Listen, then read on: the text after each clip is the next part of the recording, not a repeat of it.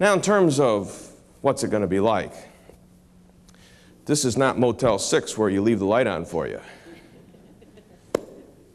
Now, I've traveled as an evangelist for a lot of years, and the fact is I can remember sometimes as a teenager going out into the farmlands of Nebraska, and some of you other guys, you remember this too.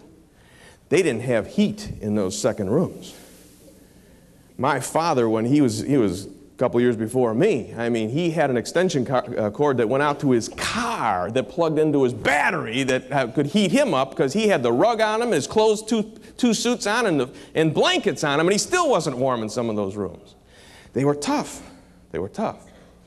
But there are some nice motels, and you know that they got in some of these hotels in Washington and other places. I remember we went into Africa. We went into Rhodesia to have a citywide crusade. And we were in the Monomatapa Hotel, best hotel in Rhodesia, and right next to the Parliament, and they gave us the presidential suite. Now, Darlene and I were just newly married. We came walking into this place, and I mean, the main room was just a little smaller than this room. And then off of this room, this was just the sitting room. This is where you had the guests, the presidential suite. And then they had another huge room about as big as our house, and the fact is that was where you slept. And then you went off of that, and there was some bathrooms, and I came into this one big room, and all it was black tiles all the way around the room, and I said, what do you do here? I mean, what's this for? There's no sinks, no mirrors. What do you do here? You go and you stand in the middle of the room, and they had these nozzles that hit you from all different spots. That was the shower. So there are some spots that are really interesting. We went and saw the president of Rhodesia. His house wasn't bad.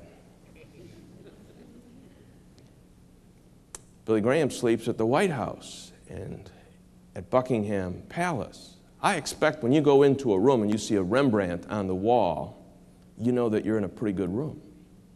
In a real one, not a copy. That's what the Queen has, all the way around that place. The kind of room that you sleep in is reflective of the person that owns the place. What kind of room are we going to have in the God of the universe, his house? I think it's a neat spot. And Jesus says, I'm so interested in that place being a nice place, I'm going to go and prepare a place for you. Can't wait to see that.